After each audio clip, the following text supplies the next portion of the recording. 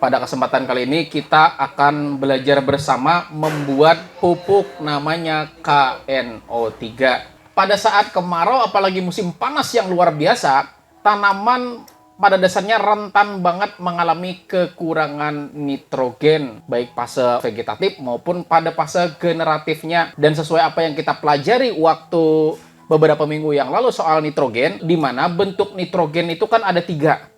Yang pertama, nitrogen pertama berbentuk urea, kemudian nitrogen kedua berbentuk amonium, dan nitrogen ketiga berbentuk nitrat. Maka nitrat sangat-sangat tepat ketika kita aplikasikan pada saat cuaca panas terik atau pada saat musim-musim panas terik seperti ini, karena pada dasarnya nitrat itu hanya dalam hitungan waktu beberapa jam aja langsung bisa diserap oleh tanaman, sehingga kebutuhan nitrogen tanaman juga bisa terpenuhi. Lalu apa sih sebetulnya peran dari nitrogen terutama pada fase generatif, yaitu nitrogen berperan dalam proses fotosintesis tanaman.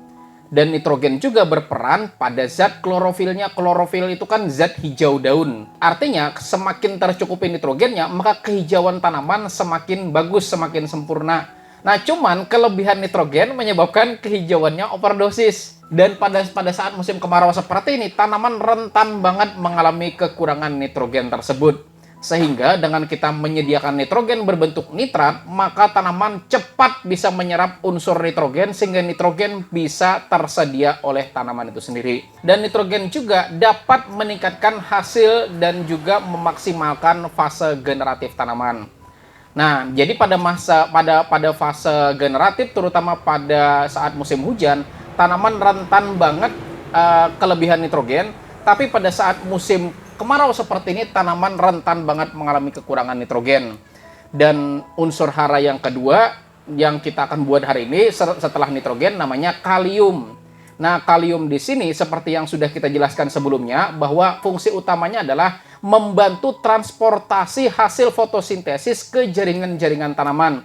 Artinya, masakan sudah selesai di dapur, orang-orang sudah masak. Nah, kalium di sini berperan untuk mentransportasikan dari hasil fotosintesis, misalnya masakannya dari dapur menuju ke orang-orang yang mau makan atau ke orang-orang yang hadir di hajatan. Karena tanpa ada kalium, tanpa ada tukang angkut, maka makanannya tersedia di sana, yang di depan nggak bisa makan.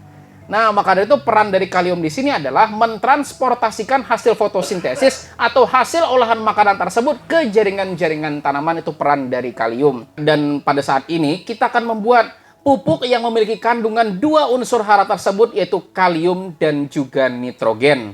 Makanya namanya kalium nitrat. Dan kalium nitrat kalau kita membeli itu kan harganya 45 ribuan, kan seperti itu. Namun kita juga bisa menghasilkan sendiri. Modalnya hanya sekitar 35 ribu saja. Kandungannya bagaimana? Kandungannya saya berani jamin sama. Tidak ada beda sama sekali, sama, karena reaksi kimianya pun sama. Yang berbedanya kita skala rumah tangga, kalau yang dibikin pabrik besar, skala industri, kan bedanya cuma itu. Cuman reaksi kimianya sama. Nah, perhitungannya juga sama, stoikiometrinya juga sama. Dan mungkin juga orang bilang, wah, kalau diajarkan seperti ini rugi dong perusahaan. Enggak kok. Banyak banget sebenarnya koki mengajarkan cara masak, tapi warung masih aja payu, ya kan? Kan seperti itu. Nah, kan banyak diajarkan cara masak ayam goreng, cara masak ini banyak, tapi kan ayam-ayam ketaki masih aja payu, kan begitu.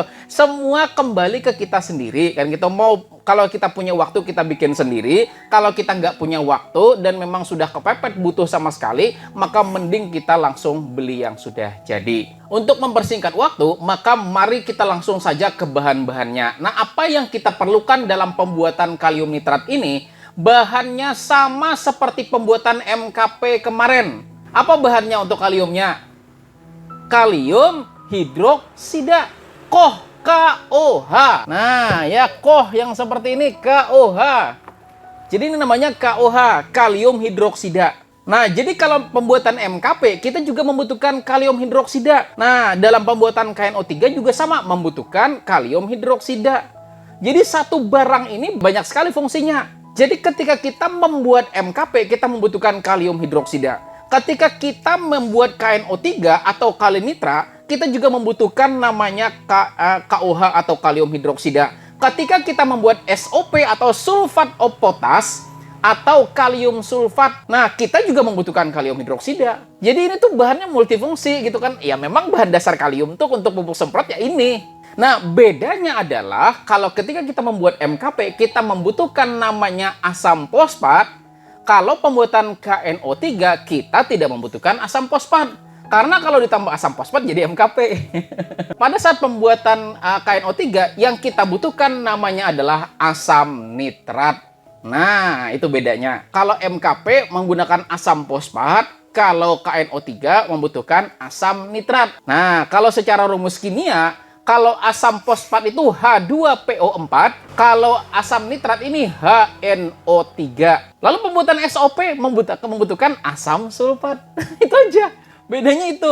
Ya, jadi kayak gitu aja bedanya. Ketika kita mau membuat MKP, maka kebutuhan bahannya sama atau KOH-nya sama, tapi bahan kedua asam fosfat. Kalau kita mau membuat KNO3, berarti bahan keduanya asam nitrat. Kalau kita membuat SOP atau sulfat of potas, bahannya asam sulfat. Itu. Tapi berbeda lagi kalau kita membuat MAP, membuat ultradap, itu beda lagi bahannya. Nah, bahannya tidak pakai ECO. Karena ultradap atau MAP nggak ada kaliumnya. Akan begitu. Nah, kalau kita membuat ultradap atau MAP, butuhnya adalah amonium, kemudian juga fosfat. Nah, jadi amonium dan juga fosfat. Amoniumnya didapat dari mana? Dari praktek kita kemarin. Ya, praktek kita kemarin membuat urea jadi amonium. Nah, jadi itu aja bahannya. Jadi bahannya KOH, kemudian bahannya adalah asam nitrat. Dan bahan selanjutnya air lunak.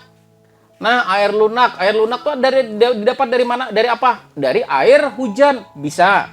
Kemudian air AC, bisa. Cuman keduanya ulun kadang bawa, kadang ingat. Lalu bahan apa yang lain? Air RO. Kebetulan di sini panitia ada aja bisi galon.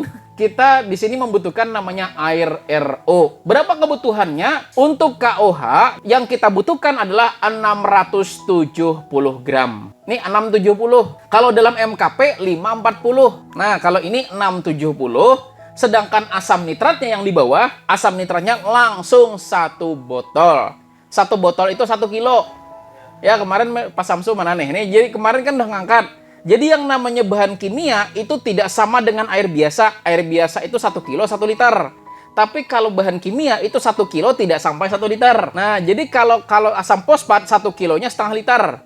Kalau asam nitrat itu nggak sampai juga 1 liter. Karena massa jenisnya berbeda. Nah, jadi KOH-nya di sini 670. Kemudian asam nitratnya sebanyak 1 botol ukuran 1 kilo atau 1000 gram. Dan airnya berapa yang dibutuhkan? Yaitu 735 mili. Nah, dan alat-alat yang dibutuhkan, alat-alat tambahan dibutuhkan, ini apa? Seperti biasa, selang water pass. Kemudian, nah ini apa? Masker. Dan ini namanya sarung tangan. Nah, perbedaan reaksi dalam pembuatan MKP, kalau kita menggunakan HNO3, hati-hati. Karena kalau HNO3 kepercik langsung ke tangan Anda langsung perih luar biasa. Dan kebetulan Pak Rasid kan pakai tangan panjang nih. Jadi tangan panjangnya nanti ditutup. Sampai nanti, sampai benar-benar ketutup sama baju.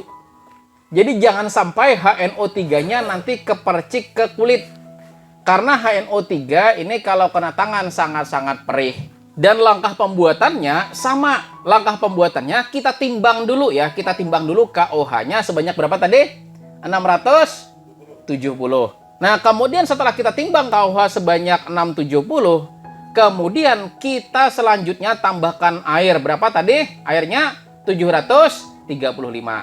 Nah, setelah kita tambah air, biarkan dia sampai teraduk secara sempurna. Kemudian setelah kita tambah air tersebut, baru kita lubangi tutup HNO3-nya. Seperti yang kemarin Pak Rasid. Ya, jadi kita lubangi tutupnya, kemudian kita masukin selang water pass. Supaya apa? Supaya tinggal pencet langsung keluar kan seperti itu. Nah, jadi setelah kita lubangi tutupnya, kemudian kita masukin selang water pass, kemudian pelan-pelan dimasukin seperti kita membuat MKP kemarin. Maka setelah semua HNO3 tercampur dengan KOH yang sudah kita larutkan, maka setelah kita dinginkan dan setelah dingin akan terbentuk kristal KNO3 langsung saat itu kayak kemarin. Setelah terbentuk kristalnya, kemudian kita pisahkan air dan juga kristal. Dan di dalam air jangan dibuang, karena di dalam air juga sama, masih ada kalium nitratnya, masih ada KNO3-nya. Jadi nanti lama-kelamaan air tersebut akan mulai ada endapan lagi. Nah, endapannya kita ambil masukin dalam KNO3. Lama-kelamaan akan mengendap lagi. Nah, sampai dihasilkan sebanyak 1,2 kg KNO3. Lalu pian bertanya berarti, kan gini, kalau kita beli ya KNO3 di pasaran harganya 45.000. Kemudian kalau kita bikin sendiri harganya 35.000. Bisa tidak lebih murah? Jawabannya bisa. Iya, asal kita beli skala banyak. Kenapa saya bilang seperti itu? Karena HNO3 itu botolnya 5.000 sebetulnya. Ya kan, botolnya botol yang keras, botol PET HDPI namanya. Itu botolnya sudah 5.000. Seandainya kalau kita beli yang langsung banyak 20 literan bahkan sampai 1 drum gitu kan, pasti lebih murah. Dan secara harga itu kan KOH ini harganya adalah 32.000 per kilonya. Sementara HNO3 saya beli harganya 18.500 per kilonya. Artinya harga aslinya itu cuman maksimal itu 14.000. 4,5-nya kemana? Ya, kemasan. Kan begitu. Jadi kalau kita bikin sendiri skala industri, sebetulnya kita bisa menghasilkan KNO3 cukup hanya dengan 30 sampai 32.000. Jadi artinya 45 dikurang 32.000 kita bisa menghemat sebanyak Rp13.000. Dan kalau Rp13.000 dibagi 45 ya, dibagi 45 itu hampir 30% penghematannya. Kan begitu. Artinya sebetulnya petani bisa menghemat pengeluaran sebanyak 30% atau mendapatkan keuntungan sebanyak 30%. Kan begitu. Nah, oke. Jadi seperti itu langkah-langkah dalam pembuatannya. Yuk, sebelum kita praktek bersama, adakah kira-kira pertanyaan dulu?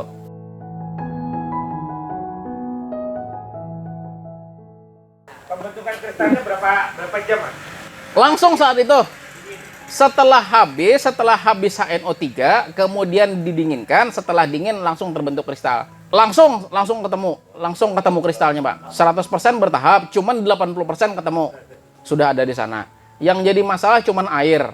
Nah, air kalau kita kurangi, entah dimasak, entah di oven, airnya menguap, yang tersisa KNO3-nya.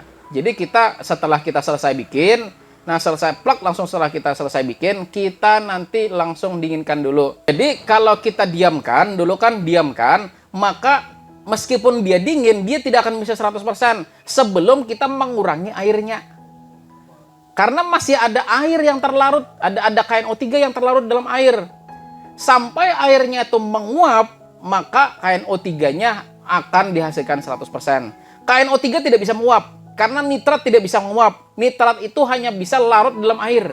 Nah, makanya kelebihan nitrat, kalau kita aplikasikan pada musim kemarau, dia tidak menguap. Cuman amonium kalau musim kemarau menguap. Nah, itu kelemahannya. Cuman kalau musim hujan, kita aplikasikan monoamonium fosfat, maka amonium bertahan. Nah, tapi KNO3 kalau kena hujan, larut. Maka sebelum kita praktek, mari kita tepuk tangan untuk kita semua. Ya, silakan.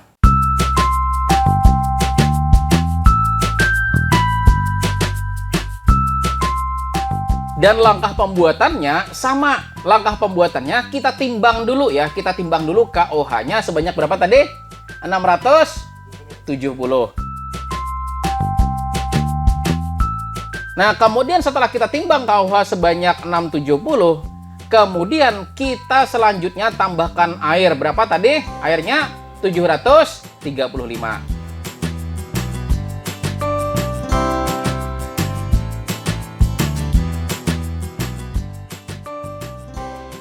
Kemudian setelah kita tambah air tersebut, baru kita lubangi tutup HNO3-nya.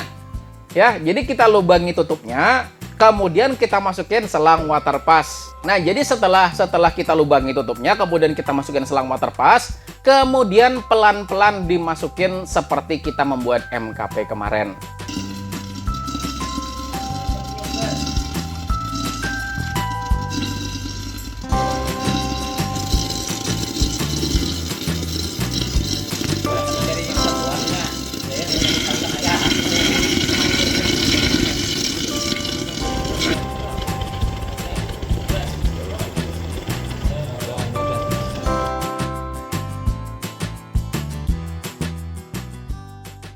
Maka setelah semua HNO3 tercampur dengan KOH yang sudah kita larutkan, maka setelah kita dinginkan dan setelah dingin akan terbentuk kristal KNO3 langsung saat itu kayak kemarin. Setelah terbentuk kristalnya, kemudian kita pisahkan air dan juga kristal.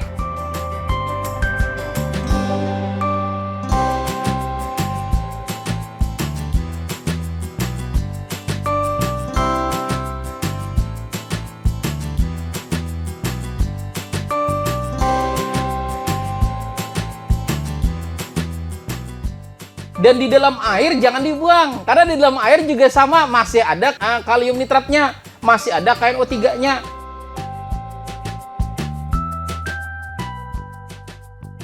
Jadi nanti lama-kelamaan air tersebut akan mulai ada endapan lagi. Nah, endapannya kita ambil masukin dalam KNO3.